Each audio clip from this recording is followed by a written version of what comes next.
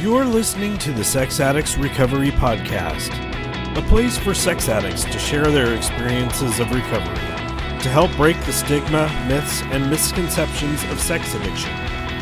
This podcast may contain topics of sexuality, sexual trauma, dysfunction, or other things that may be triggering, so listener discretion is advised.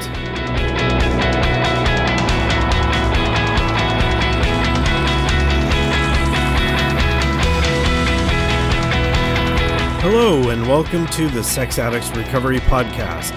My name is Jason, I'm a sex addict, and I will be your podcast host for today. What's going on, everyone? And welcome, or should I say, welcome, foolish mortals, to episode number 36 of the Sex Addicts Recovery Podcast. I am your host, your podcast host. Anyway, I really love Halloween and thought about doing a play on the Haunted Mansion at Disneyland.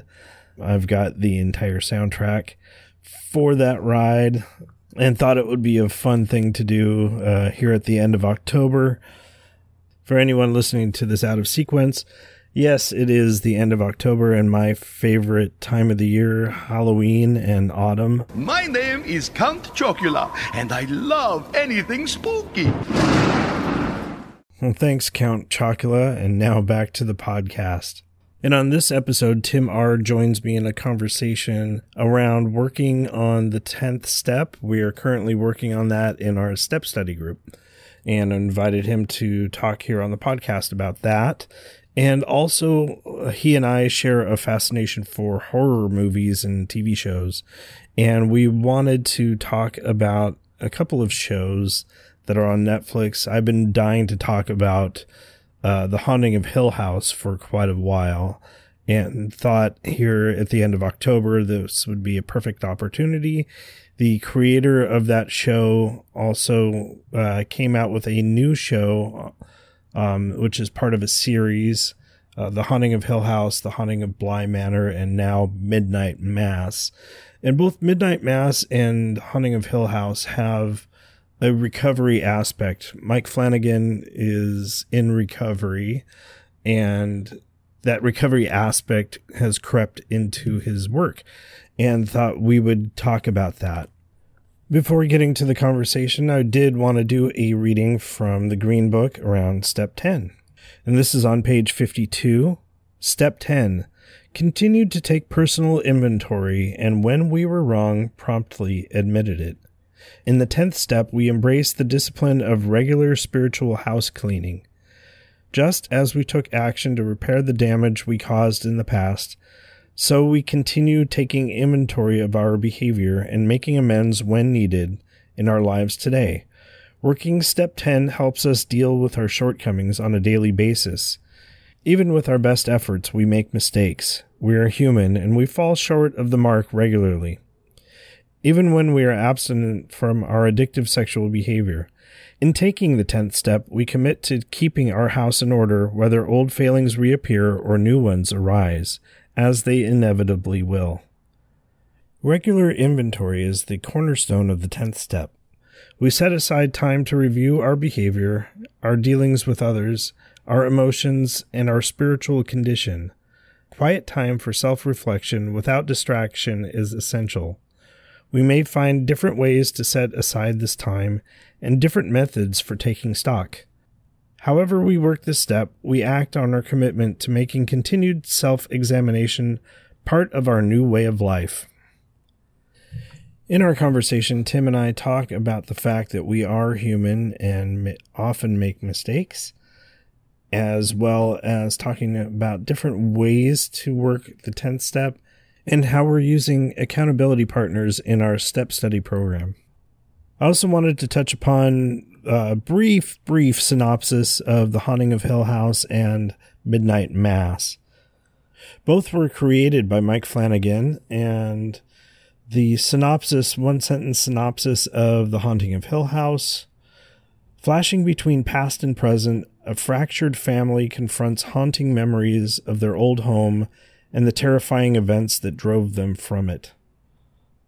In our conversation, I talk a little bit more about how I relate it to recovery. One of the characters is an addict. There are several siblings trying to work through the trauma of their past.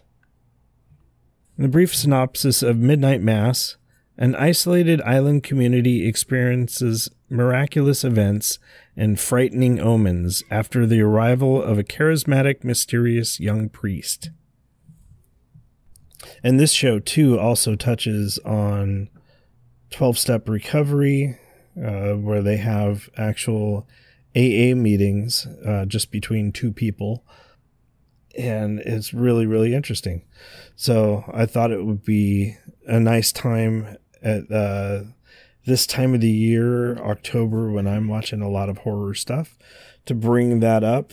Shows that actually deal with the recovery process.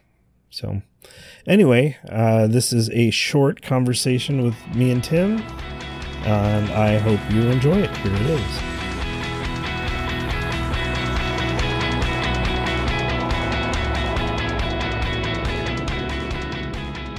Yeah, so I figured, we would talk about, a couple things. The 10th step that we're working on in the step study group.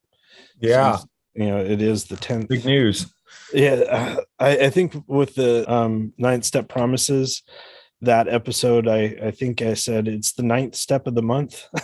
It's like being September being the 9th step, and sure. It's like, no, the 9th month. So yeah, with October being the 10th month, we were working on the 10th step. So yeah, I figured we'd talk about that in a little bit. I love horror movies and TV shows, and we've been talking about Midnight Mass, which is on Netflix, and one of the older shows that Mike Flanagan did, The Haunting of Hill House. And Mike Flanagan's like over a decade sober, and so a lot of there are a lot of 12-step or recovery themes that run through those. And so, yeah, I thought we could talk about that as well. I actually didn't know that he was, I thought it was a happy coincidence. So yeah.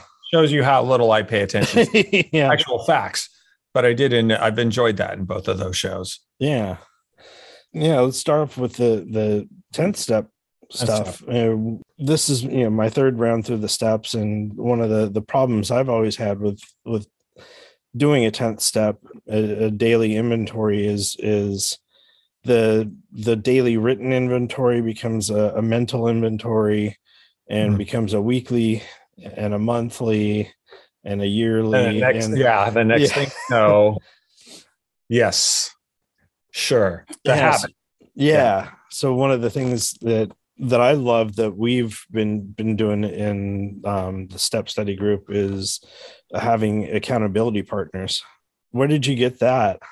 So that I would love to take credit for that. Unfortunately, I can't. It came from a meditation practice where they introduced it for whatever topic you wanted to work with in your life. It could be a goal. It could be eating right, exercising. For me, it was actually meditation. It was the commitment to sit for 10 minutes a day. And the idea being that you and your accountability partner agree on a time that works for you.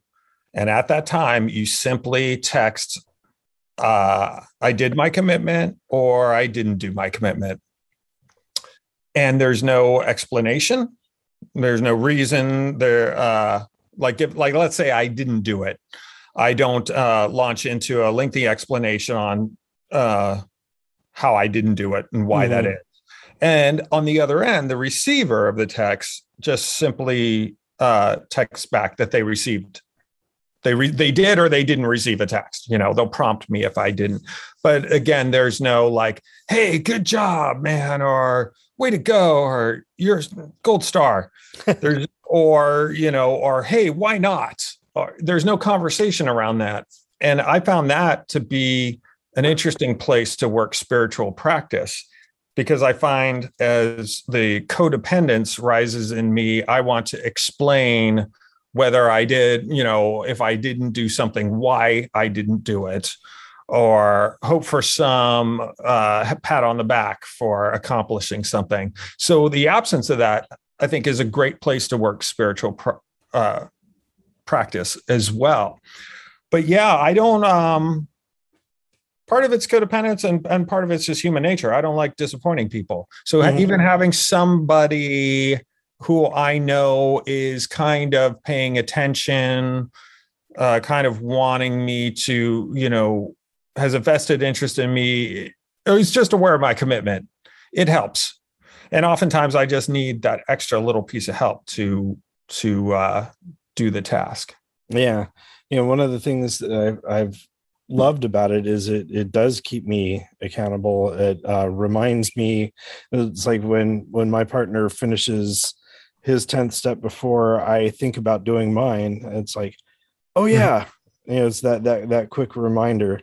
Other times, we've both been working on it at the same time, and we're just minutes away from texting each other.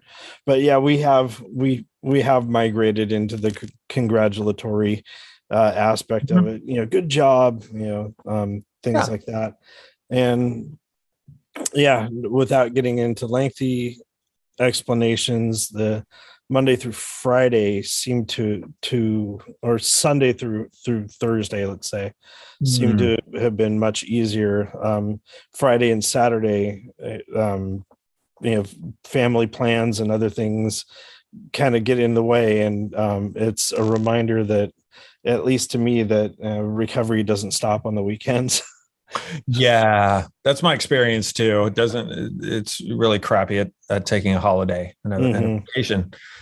And that's, again, it's all, when you take the judgment out of it, that's what I like about the 10th step too, is it doesn't, nowhere that I can at least find in the literature does it talk about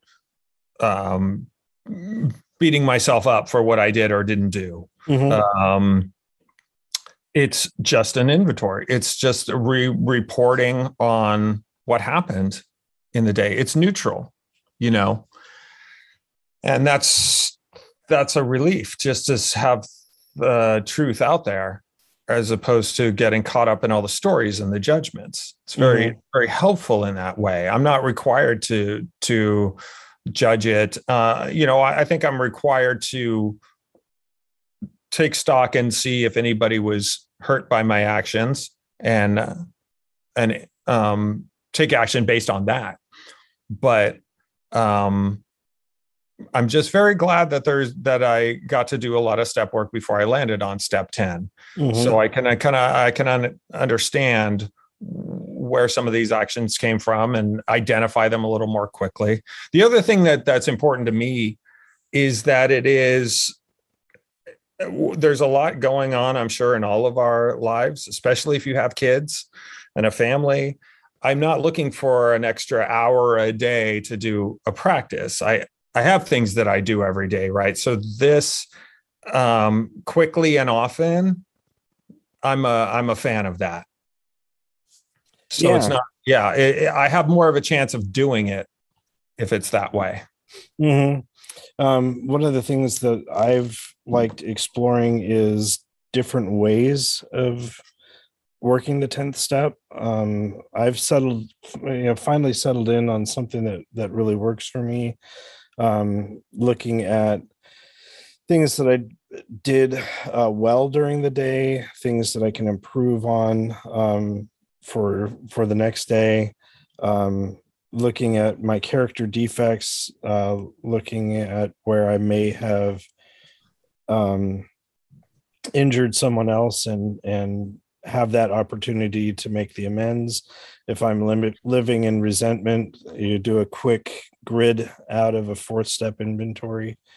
I also look at gratitudes. And so kind of do that balance of, there's that line in one of the books talking about, we don't write an inventory all in red ink. And so alternating between the positive and negative. But other ones I've explored is having a checklist and just, where has my head been today? And there's, a number of different defects or feelings and emotions, and just do a quick run through, check, nope, yes, no, yes, no, and then be done with it. Yeah, there's a lot of different paperwork routes that to explore on that. I've done everything that you've said, even from, back when we kind of started this conversation of mental notes to journaling, kind of writing out stories about the day, to now just really working on a list that has some questions that prompt thought. Nice. And a list of, it's almost in a way, we're not a religious program, but it's kind of like the 7 deadly sins, envy, pride, that it's kind of a catch-all. Where have I seen that stuff happening through the day? It's a helpful just reminder, and I've caught a couple of things that way. Not, I think I know everything that happened in my day, and then I kind of go through this list. And like I said, it's a pretty quick one. I don't want it to become this arduous task that I try to avoid. So I kind of, speed through it and make notes of if there's an amends to be made or if there's action to be taken. Yeah. That seems to work. Yeah. So I'm, really glad that we're doing this. And yeah, like I said, having the accountability partner just to do a quick text, and it's a reminder for each of us. And it's also been really cool getting to know someone else. Just buddied up with people that were in the step group, and haven't had a lot of interaction with my partner before outside of the step study meeting. So it was, it's been a bonding experience. So it sure is easier in teams. Yeah. It's easier. Yeah. We don't work this alone. Yeah.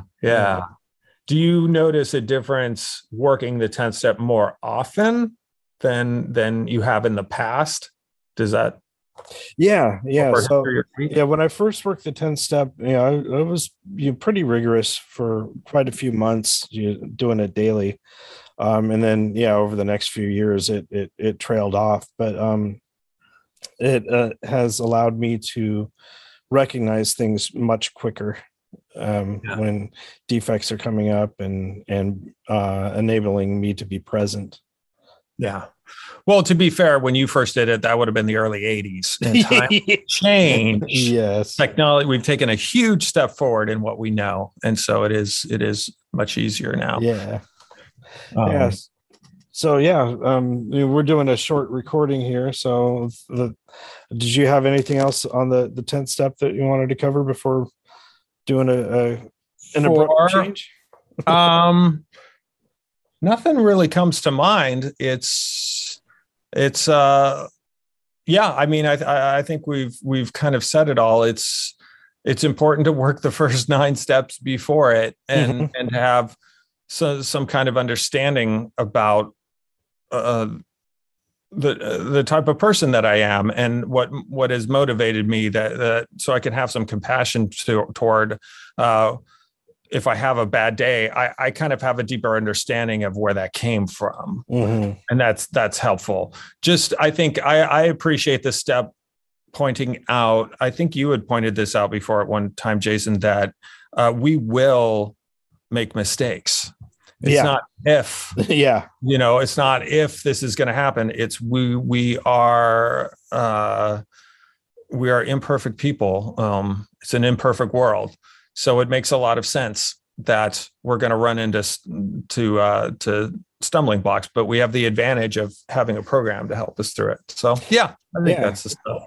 Yeah. One of the just last thought here was that we don't have to be in our addiction to make these mistakes that can affect our lives or other people's lives. So I've been sober for a while and feeling good, but yet still I have a moment of snap judgment of saying something that I shouldn't have. And, it's part of being human. So yeah, when we make mistakes, not if we make mistakes. Yeah. Good stuff. Yeah. So a couple of years ago, you had turned me on to The Haunting of Hill House on Netflix, and I love horror. So, and especially in October, I binge horror stuff on movies and TV shows, and I really got into it and realized that it wasn't just a typical horror show, that I could see characters working through their past traumas. And we'll get to Midnight Mass, which is the current one that Mike Flanagan has done. With Hill House, there was a heroin addict in that, and I remember him being in a recovery center. It's been a while since I've watched it, so a lot of my memories are kind of iffy. But I remember he and his friend in the recovery center were working on their fourth step inventory, and I was like, wow, this is really cool. They're actually talking about stuff in the big book and stuff like that. Other things that I noticed in that show is character defect. There's like one of the siblings is a control freak. One of them is an avoidant and alcoholic. One is clinically depressed. Without giving the plot away, each of them dealing with the trauma of losing their mother in childhood, and how they each found their own coping mechanisms. And throughout all of the horror, I see them working through their family of origin issues, their arguments with their dad and everything. So it's an interesting thing for me. So even outside of the October horror month, I've rewatched it just to get the 12-step aspect of recovery in that. Yes, 12-step through horror. That is well, thanks for ruining the plot for me, Jason. Jeez. I think I watched that last year. And the thing that I appreciate is the accurate depiction that every family is pretty much screwed up, at least as far as I can tell. Mine definitely was. And so that's something that makes me feel at home when I'm watching something that represents that. Because I'm like, oh yeah, there was that person and that person and that person in the scene. But it's funny how, because 12-step programs really, from their point of view, like stay out of the media spotlight. So I think it's interesting when somebody comes from the other angle. And so, AA, SAA, Al-Anon, all these programs, they're not going to comment on any of that type of representation, right? They don't comment on those things. But that doesn't mean that other people involved won't make art around it. And that there's tons of music artists who have recorded 12-step themed or influenced works of art. And so I think it's almost like being it's almost a message from a private club, right? Like you see it, somebody else who might be watching the show might have no, or very limited knowledge of what's going on. It's just a plot point to move forward. But to us, we who have had the experience, it's like a secret message that the creator being like Mike Flanagan in this case, has put in there. And that's neat. Yeah. When you're talking about other artists that have created their art around their recovery, in the podcast episode that we talked about the 9th Step Promises, I played a little bit of Dream Theater's 12-step suite, and so it's been interesting hearing Mike Portnoy's recovery journey through the music that he was writing for that band, and not knowing what that was before, and I just kind of listened to it. Oh yeah, that's got a really cool beat, and enjoying it and not really taking in the message. And then it's like in recovery, it's like, oh whoa, wow, that's certainly awesome. But yeah, the depiction, moving on to Midnight Mass, the newest one, how there were just a number of scenes. Again, I'm not going to create spoilers. There's a new priest on a small island. Damn it, Jason. Oh, sorry.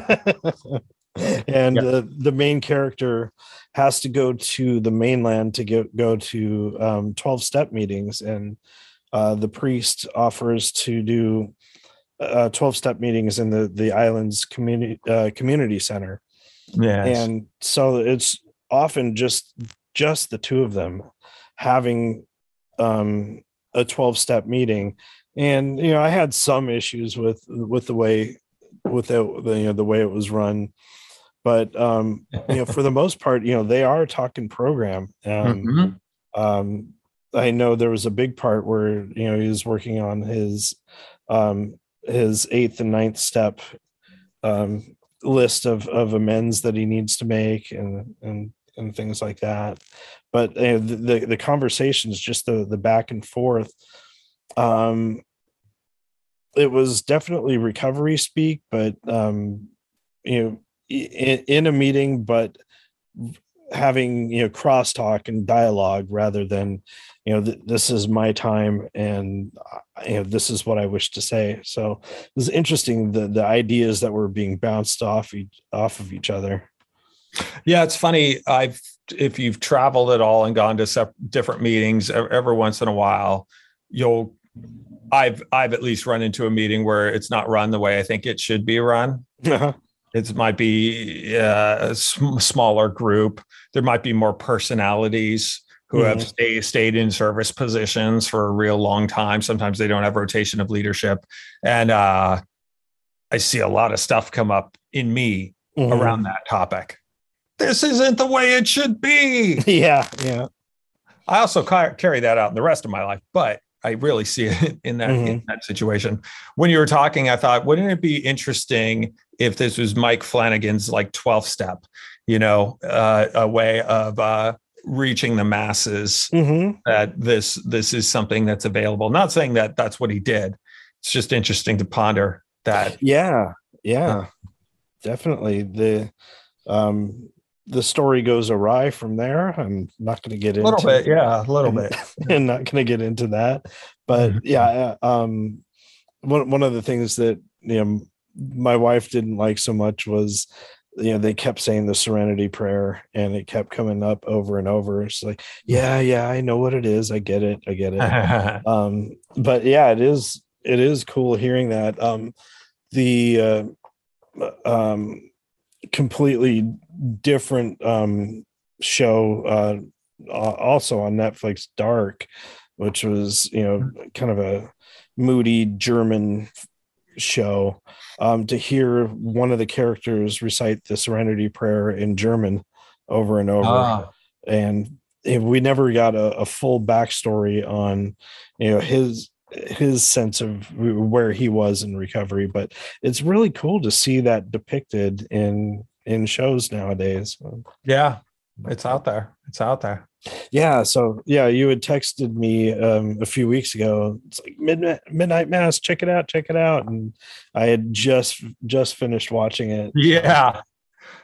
I should have known. When I was typing it, I was like, Jason's probably already seen this. Yeah. I'm just catching on to it. Yeah. So yeah, we watched, and it's only 7 episodes, so it goes by really quickly.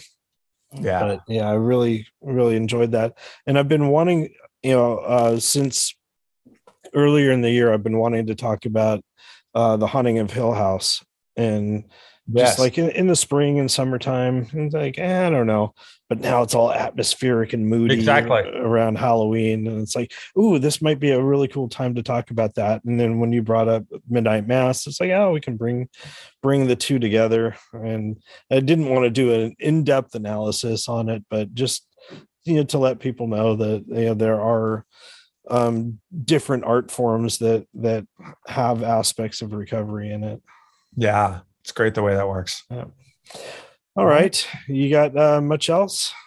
No, sir. I think that's it for me. All right, cool. Well, thanks again for joining us, Tim, on the podcast. My pleasure. See you soon. All right. All right.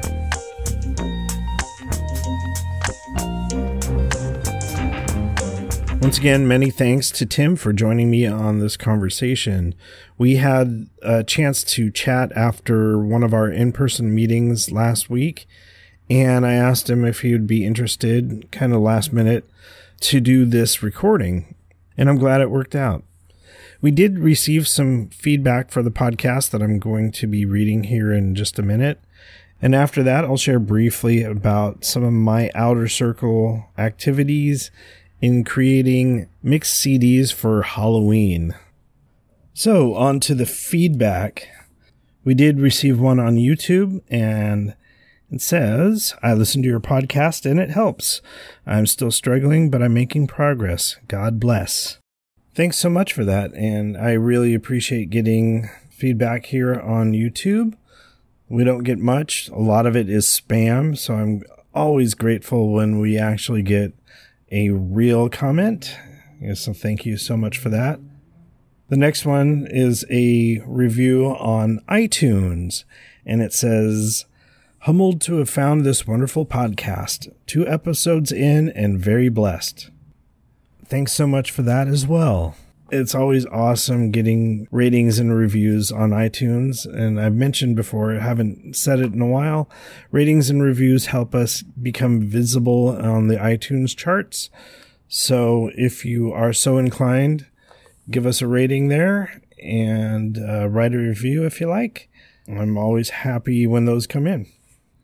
And we did receive a couple of emails, and this is at feedback@sexaddictsrecoverypod.com. I will be leaving off any names. But this one says, thank you so much, Jason, for this podcast. I have been in and out of program for about a year with no sponsor. I attended virtually here in Wisconsin for a while, but I have never truly committed to the program or the steps. I see the value of meetings and fellowship, but part of me just hasn't truly committed to a better way of life in the real world. I enjoy the stories and the teachings you have put forth, which gives me hope that I can live more in reality. Thank you again. I'm so glad that the podcast is helping you and grateful for you writing in. And the next one comes in from the UK and says, hi, Jason. I hope you are well. I just wanted to reach out and say how blessed I was hearing your share in episode 3. I was recommended checking out the podcast by one of the guys in my group. When I heard your story, I resonated with so much of what you shared, probably more so than any other share I have heard to date, especially the collecting and escalation aspects when it came to pornography. I really think we are on the cusp of a tsunami of new members here in the UK, given the environment, pandemic, and just the times we're living in, where technology dominates so much of our lives. I particularly connected when you said you felt early on that there was so much focus on the problem and not enough emphasis on the solution. The penny dropped, as I believe I have allowed myself to stare at the addiction on a macro level and neglect the largeness of the world we exist in. It's true that what we focus on, we magnify. Before I was outed, I was leaning on my hiking and camping to keep me away from home and the laptop I would use to act out most of my inner circle behaviors. But truth be told, my phone was just as damaging, as I would access bestiality videos through various open websites, just look for the best looking girls doing the most shocking things. Now I find getting out in nature is my best outer circle activity, and less an escape, as I carry my issues, fears, and emotions everywhere with me these days, as they are a part of me and my journey here on Earth.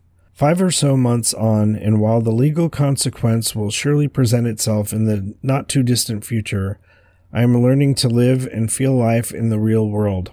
I didn't realize how much porn and compulsive masturbation I used to cope with any uncomfortable emotion. Through SAA, my sponsor, and the continued love and support of my girlfriend, sister, and my weekly visits to my sex addiction therapist, I feel the future looks more livable than I did in my holding cell waiting for my police interview. Thank you so much for your honesty, hard work, and commitment to Step 12 in doing this. I will continue to listen and just wow. Keep it up. Signed, A. Thank you so much for that. There was a lot in that email. The focusing on the problem rather than the solution. In my story on episode 3, I was more talking about focusing on all the things going wrong in life and not on focusing on the steps and fellowship and things like that. But yeah, widening that out to a grander scale, I certainly am guilty of that, sometimes focusing on all the negative things wrong in the world and not focusing on what can be done to make things better. I've tried teaching that to my son, that when he's angry at something, focus on something that you're grateful for. It's something that I learned in program, and, really grateful for that lesson. And getting out in nature is, such an awesome thing for Outer Circle. That's where I connect with my higher power, and I also connect with my higher power through music. And I'll use that as a transition to touch on the music that I've been listening to over the past month. Several years ago, as an Outer Circle activity, I made some mixed CDs for Halloween. On these CDs, I combined music from soundtracks from horror movies, stuff like Danny Elfman a lot, punk and metal, things like The Misfits and Typo Negative, Black Sabbath, some rockabilly, some goth, a lot of just fun interludes of different clips from movies and things and spooky sounds. The Monster Cereals, Count Chocula, Frankenberry, and Booberry present The Monsters Go Disco. And I love just putting those together and listening to them towards the end of September, but mostly all the way through October. And I made 13 of these CDs and decided to call it quits there. But one of the songs I actually use while writing my step work. It's an ambient piece by Typo Negative. It's called The Glass Walls of Limbo. And there are a few other songs in my spiritual mixes that have the same effect, where they're instrumental, so I'm not focusing on lyrics. They bring me a sense of peace and calm, and help me tune out the outside world where I can just focus on my thoughts and my writing. And so I wanted to play a little clip of this, and it's basically kind of Gregorian chant type thing with some rattling chains in the background. And it's got kind of a spooky sound, but one that brings me a sense of calm.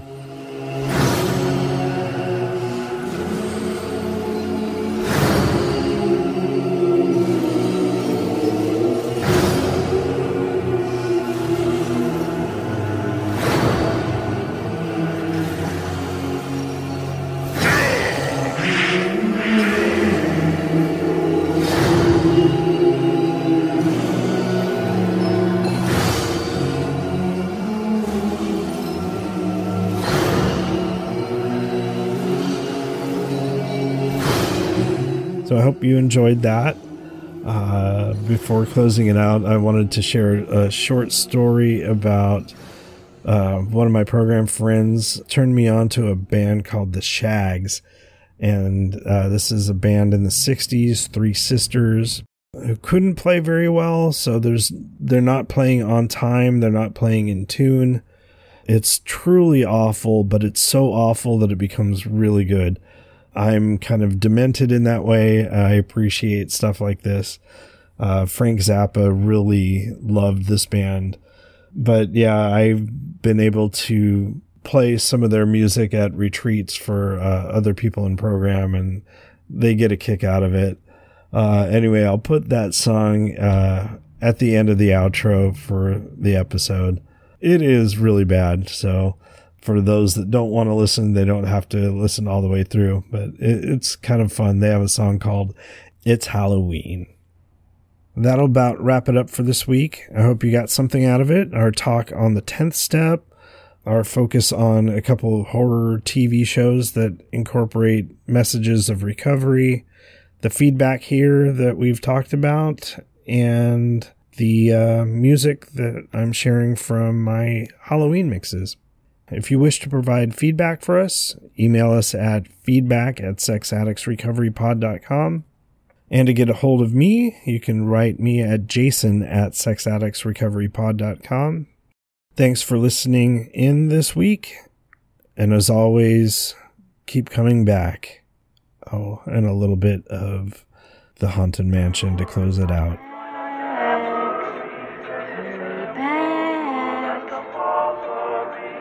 Be sure to bring your death certificate if you decide to join us. Make final arrangements now.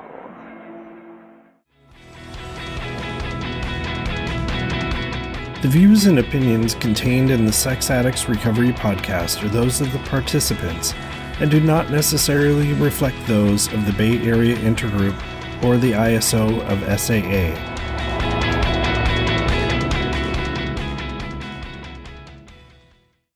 It's Halloween, it's Halloween, it's time for scares, it's time for screams. It's Halloween, it's Halloween. The ghosts will spook, the spooks will scare. Why, even Dracula will be there. It's time for games, it's time for fun, not for just one, but for everyone. It's Halloween.